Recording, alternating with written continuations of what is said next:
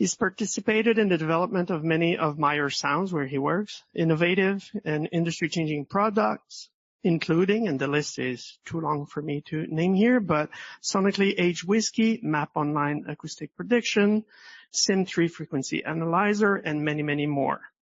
He received his doctorate in acoustics from Penn State University in December of 2000, and his thesis work was in advanced detection and estimation method, which was sponsored by the Applied Research Laboratory. Welcome here, Roger.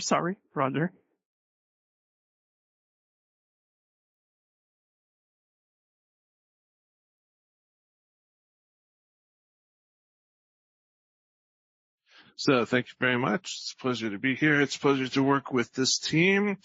So Juan Sierra has worked on all of the algorithms I'm going to be demonstrating here. Swapan Gandhi has rendered some example signals that we've used, and all of the screen captures we'll be seeing. And Jay Wyatt is the tip of the spear out in the world working on real systems, and he's here with us today, and we're happy to speak with you later about what we're doing.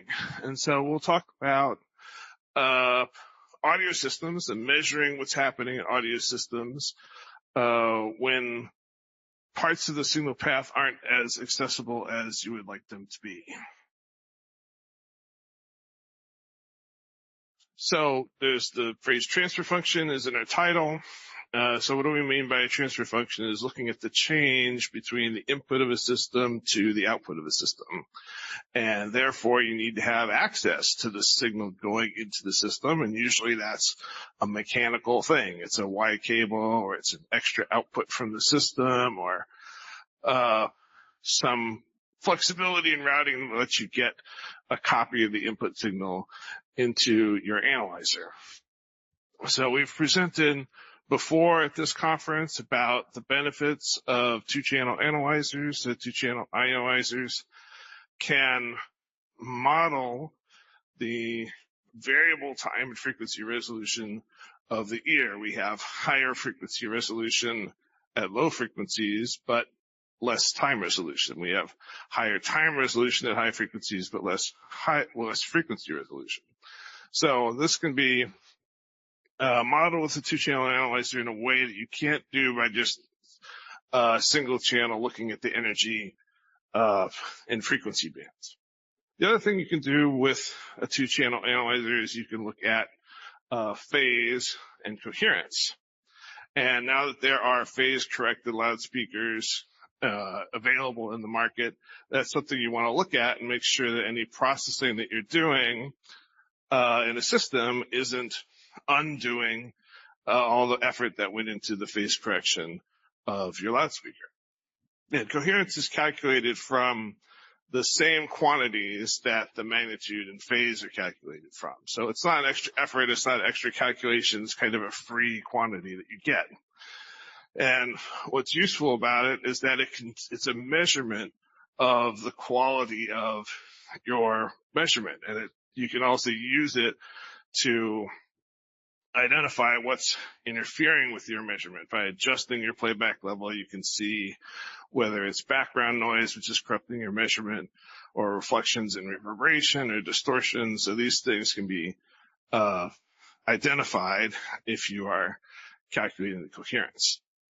So now let's take a look at a realistic signal path. And in the cinema industry, we divide things into the A chain and the B chain.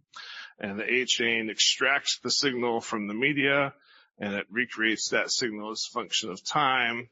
And that happens the same in every venue. Every venue, the output of the A chain is the same. And every point in the A chain is the same. Now, the B chain takes that signal and it reproduces it for the audience, and that includes the room acoustics and the loudspeaker models and the processing upstream of the loudspeakers. And different rooms will have different rates of seating and different amounts of acoustical treatment and different loudspeaker models. And so, unlike the A chain, the signal in different venues will be different at different points in the B chain. And therefore, it's useful to have access to and measure the effects of the on the signal at different points in the signal path. So often screening rooms and exhibition systems is difficult to duplicate the reference signal. It's difficult to get an extra copy of the A chain out. So for example, in this type of system, you have AES3 signals on multiple AES3 signals on an RJ45 connector. AES3, the AES3 standard defines it as a point-to-point protocol. There aren't really commercially available Y cables for it, especially this RJ45 version.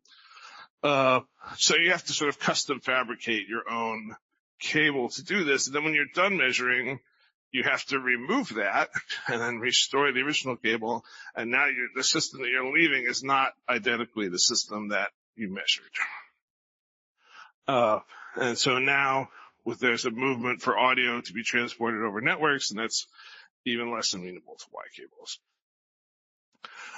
So let's look again at how we connect the two-channel analyzer to the system. And imagine now this is mostly digital, and that we know the test signal that's loaded into the playback device. It's a file.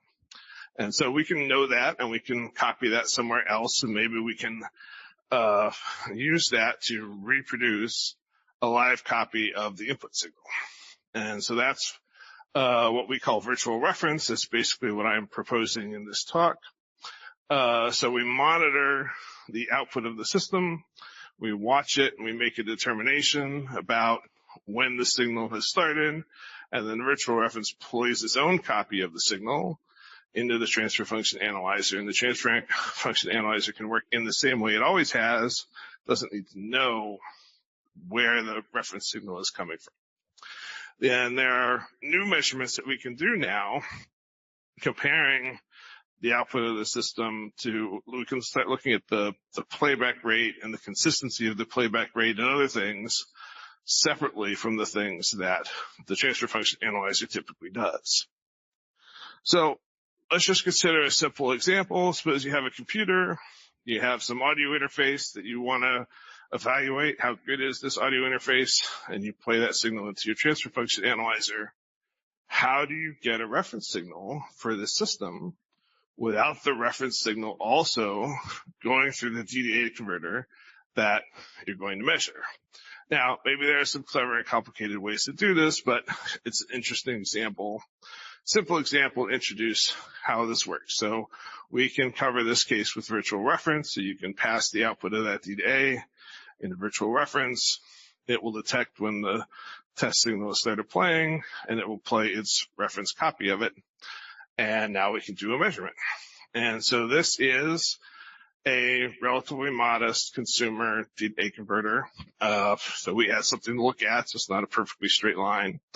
It is respectably flat over a wide frequency range. The rolls off at not the highest frequency you can imagine. It rolls off at a pretty high rate. And as can often happen when you have a very steep filter, it has a phase shift, which extends to much lower frequencies. And so we can see that in the bottom here, we can see there's phase shift that extends 2-3 octaves lower than that corner frequency. So that's something now that we can pretty easily measure. So now I'll show you a little video of how this works.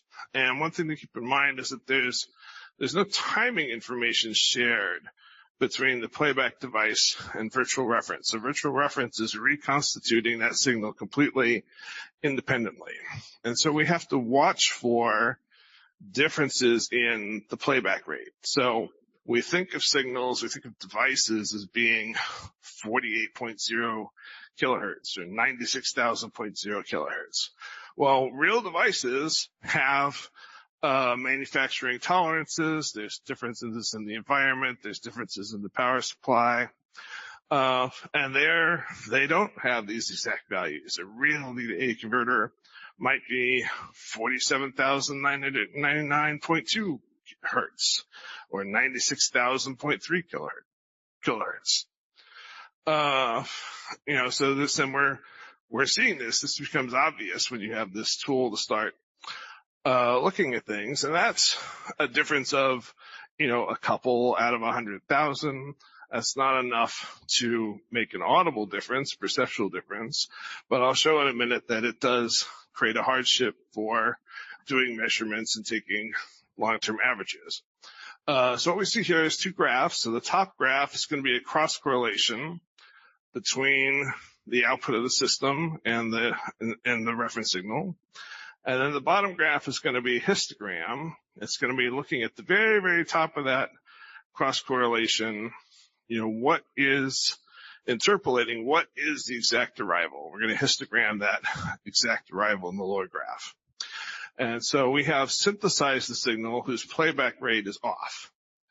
So this is validation. We're testing, is our measurement device, we synthesize this example as our measurement device showing us what it should. So it's off by half a sample per second. So I'll get this started. It's seeing that this test signal is there. It started playing its own copy. So now we get that. It plays at the right offset. That gets our peak in the center.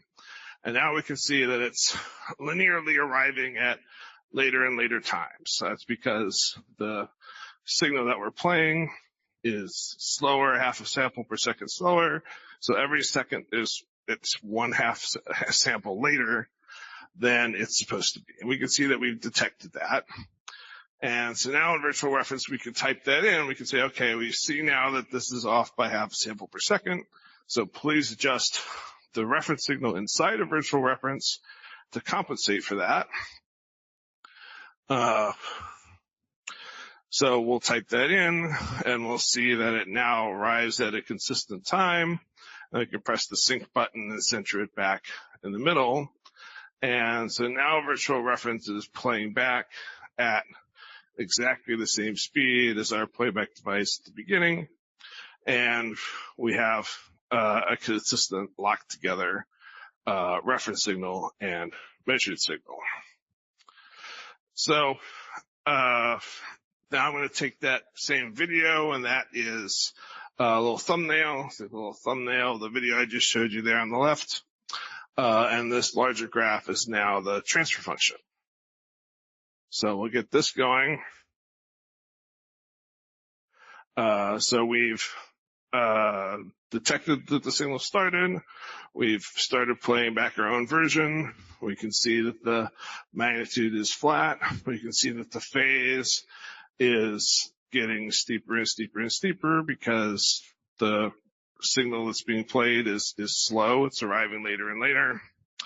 So now we can type in, okay, this is being played back half a sample per second different. And we can match that in virtual reference. And so now we have a consistent phase trace in our analyzer, but we haven't lost any information. So in virtual reference, we've measured that it's half a sample per second different in playback rate. So we know that. We also know that it's consistent because that histogram is very concentrated. So we can get a good phase trace and a good coherence trace that we can average over a long time. But we also know without losing the information about what the playback device is doing.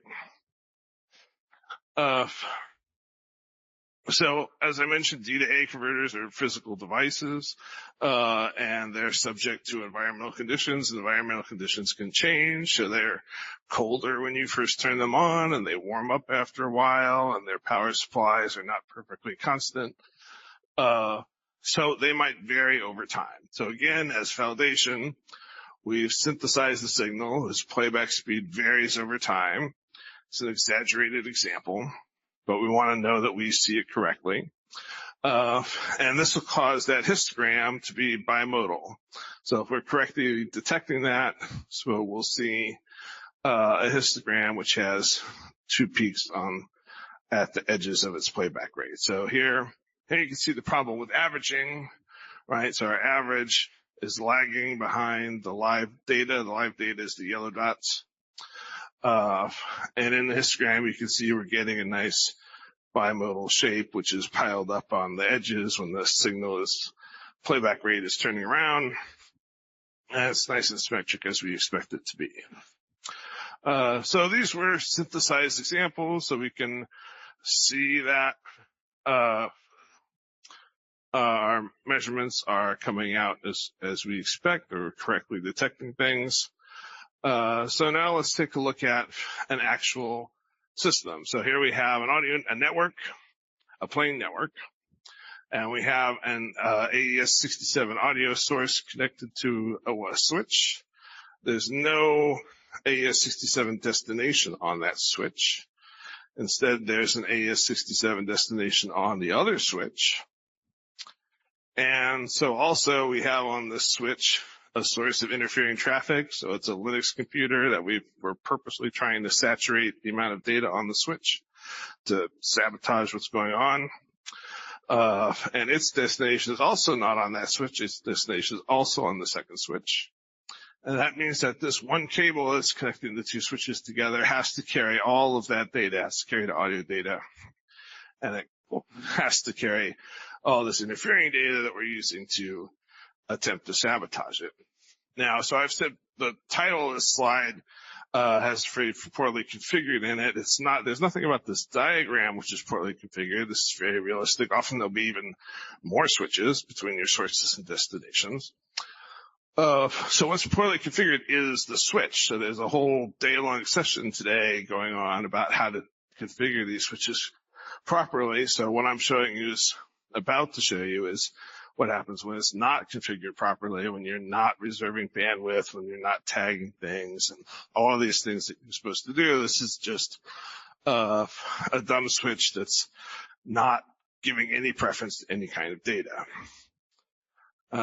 So here we have similar video, and you'll see at first that the arrival time is consistent before we start the interfering traffic. And I've got this blue highlight here just to show you where the phase started, because things are going to change kind of slowly. So pretty soon the interfering traffic will start, and you'll see the histogram start to move a little bit. You definitely see it there first. This is 4 microseconds per division.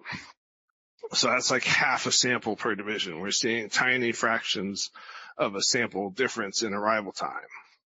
So now the histogram's clearly moving, and you can see the phase lift up out of that blue area, and it's going to keep drifting for a while. And you might think, oh well, hopefully it's just adjusting. Hopefully it'll converge to some other value, and it'll just stay there. Maybe that's okay. And indeed, we'll see that it drifts for a while, and it will become stationary at a different arrival time for a while. But eventually it'll drift back the other way. So you can see the phase shift the phase has drifted quite a lot. And now we're headed back. And one might hope, oh, well, hopefully maybe it's going back. Maybe it just needs some time to adjust, and it'll go back to where it was, and then it'll be fine.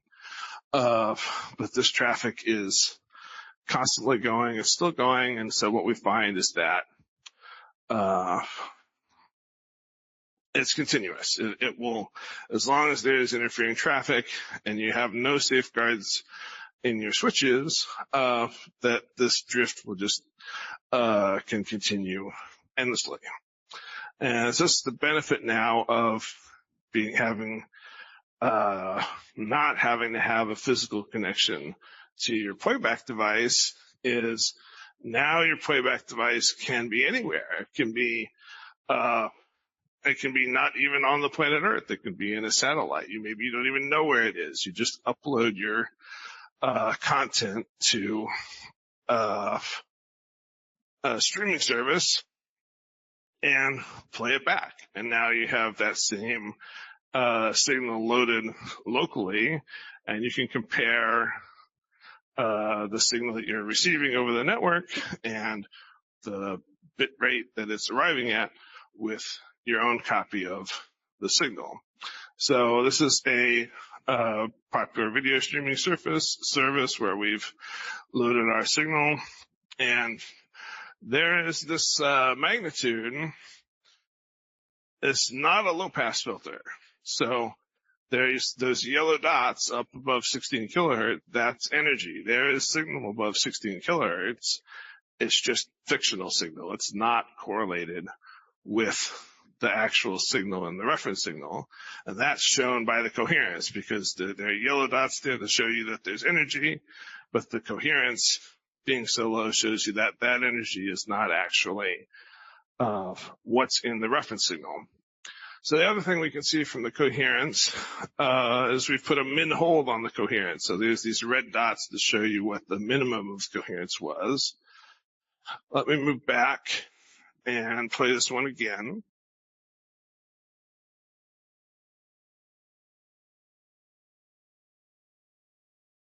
So here you see the coherence is pretty good. Look between like 4 and 16 kilohertz. And the coherence is changing quite a bit.